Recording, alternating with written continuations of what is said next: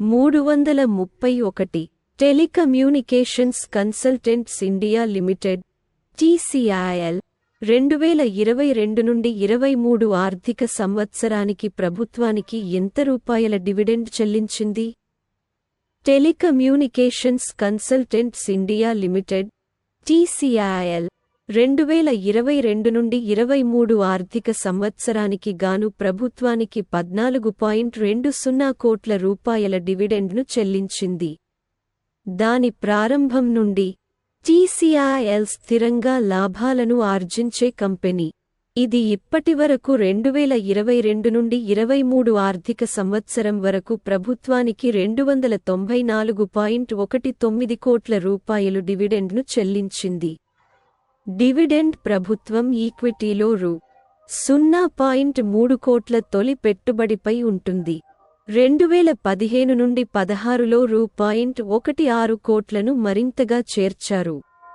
మార్చి 31, 2023 నాటికి company group మరియు స్టాండ్లోన్ నికర విలువ వరుసగా 1712.00 కోట్ల రూపాయలు మరియు 618.56 కోట్ల రూపాయలు. ఫ్రీ 2022 నుండి 23లో TCIL గత సంవత్సరం కంటే 25% ఆదాయ వృద్ధిని సాధించింది. మొత్తం స్వతంత్ర ఆదాయం మరియు పన్ను తర్వాత లాభం వరుసగా 2001.7 కోట్ల రూపాయలు మరియు 35.50 కోట్ల రూపాయలు. ఆగస్టు 1978లో స్థాపించబడిన TCIL అనేది మినిస్ట్రీ ఆఫ్ కమ్యూనికేషన్స్ యొక్క టెలికమ్యూనికేషన్స్ విభాగం క్రింద మినీ రత్న కేటగిరీ 1 స్టేటస్ కంపెనీ. భారత ప్రభుత్వం తన వాటా మూలధనంలో 100% కలిగి ఉంది. ఇది భారతదేశం మరియు విదేశాలలో టెలికమ్యూనికేషన్స్, మరియు పౌర నిర్మాణం యొక్క అన్ని రంగాలలో ప్రాజెక్టులను చేపట్టే ఒక ప్రధాన ఇంజనీరింగ్ మరియు కన్సల్టెన్సీ కంపెనీ. TCIL ప్రపంచవ్యాప్తంగా 70 దేశాలలో ప్రాజెక్టులను అమలు చేసింది. తపాలా శాఖ, రక్షణ కోసం NFS, నేవీ నెట్వర్క్, APSFL కోసం BharatNet project, Telangana fibre, BBNL VSAT, Indian coast guard, MHA.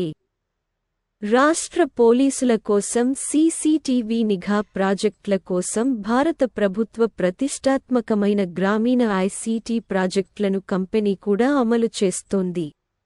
మరియు స్మార్ట్ సిటీలు, రైల్వేలు, ఎడ్యుకేషన్ మరియు హెల్త్ ప్రాజెక్టులు మొదలైన వాటికి కూడా. TCIL చైర్మన్ మరియు మేనేజింగ్ డైరెక్టర్ శ్రీ సంజీవ్ కుమార్. 332 ఎన్ని మిలియన్ల యూట్యూబ్ సబ్స్క్రైబర్లను కలిగి ఉన్న మొదటి ప్రపంచ నేతగా ప్రధానమంత్రి నరేంద్ర మోదీ నిలిచారు? ప్రధానమంత్రి నరేంద్ర మోడీ యొక్క యూట్యూబ్ ఛానల్ 20 మిలియన్ల సబ్స్క్రిప్షన్లను అధిగమించడం ద్వారా ఒక ముఖ్యమైన మైలురాయిని సాధించింది. ఇది అగ్రశ్రేణి గ్లోబల్ లీడర్లలో అత్యధికంగా సబ్స్క్రైబ్ చేయబడిన ఛానల్గా నిలిచింది. రెండవ ర్యాంక్ నాయకుడు బ్రెజిలియన్ మాజీ అధ్యక్షుడు జైర్ బోల్సనోరా. దీని చందాదారుల సంఖ్య 6.4 మిలియన్ల మంది మాత్రమే ఉన్నారు. ఇది మోడీలో కొంత భాగం మాత్రమే. ప్రపంచ నాయకులలో అత్యధికంగా సభ్యత్వం పొందిన మూడవ ఛానల్ ఉక్రెయిన్ అధ్యక్షుడు 1.1 మిలియన్లతో చాలా వెనుకబడి ఉన్నారు. జాబితాలో 4వ స్థానంలో ఉండగా United States President Joe Biden తన యూట్యూబ్ ఛానెల్లో 7,94,000 మంది సబ్స్క్రైబర్ల సంఖ్యను మాత్రమే కలిగి ఉన్నారు.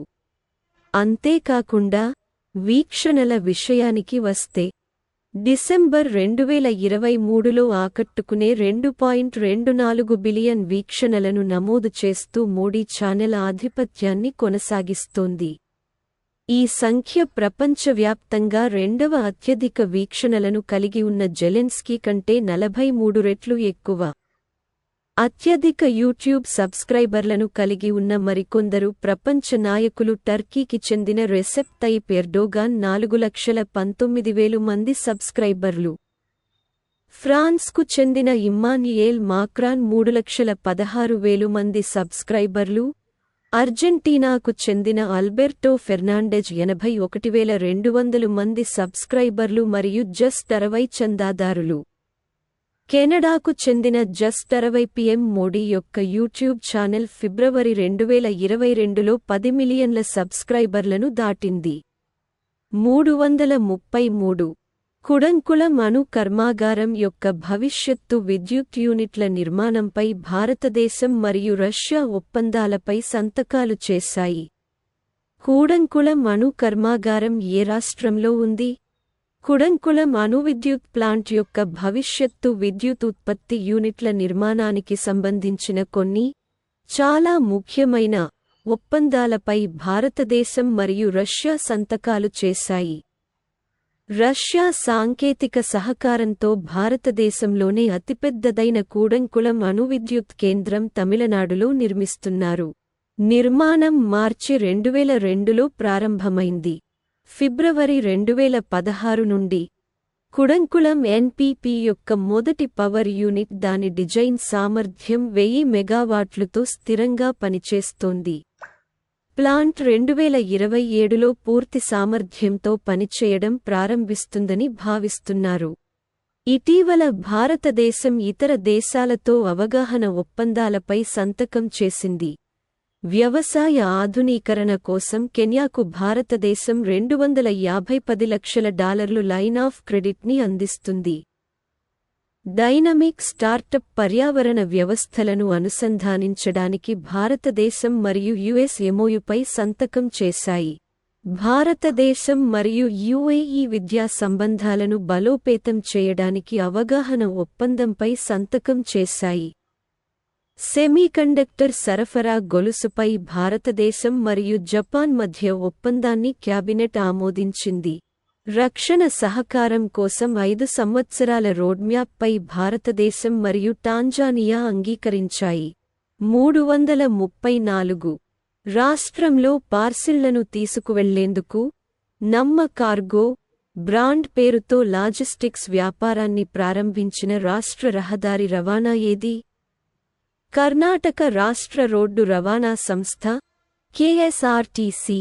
కేఎస్ఆర్టీసీ రూట్ బస్సులలో పార్సిళ్లను తీసుకువెళ్లడానికి నమ్మ కార్గో బ్రాండ్ పేరుతో లాజిస్టిక్స్ వ్యాపారంలోకి ప్రవేశించింది. రాష్ట్ర వ్యాప్తంగా వివిధ జిల్లాల్లో నమ్మ కార్గో సేవలను కిక్స్టార్ట్ చేయడానికి 20 కార్గో ట్రక్కుల విస్తరణ. నమ్మ కార్గో ట్రక్కులు సరుకు రవాణా కోసం ఘాప్స్ కలిగి ఉన్నాయి. KSRTC KMS coach builders private లిమిటెడ్తో 2 నెలల పాటు అద్దె ప్రాతిపదికన ఒక అవగాహన ఒప్పందం కుదుర్చుకుంది. నమ్మ కార్గో సేవలకు నెలలో 100 ట్రక్కులు చేర్చబడ్డాయి. అయితే కార్గో ట్రక్కుల సంఖ్య సంవత్సరంలో 500 వరకు పెరుగుతుంది.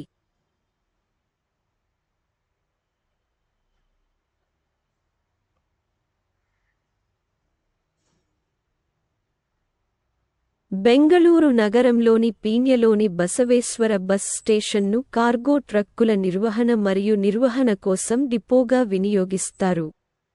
కర్ణాటక గురించి రాజధాని బెంగళూరు. ముఖ్యమంత్రి సిద్ధరామయ్య. ఉప ముఖ్యమంత్రి డి.కె. శివకుమార్. గవర్నర్ థావర్ చంద్ గెహ్లాట్.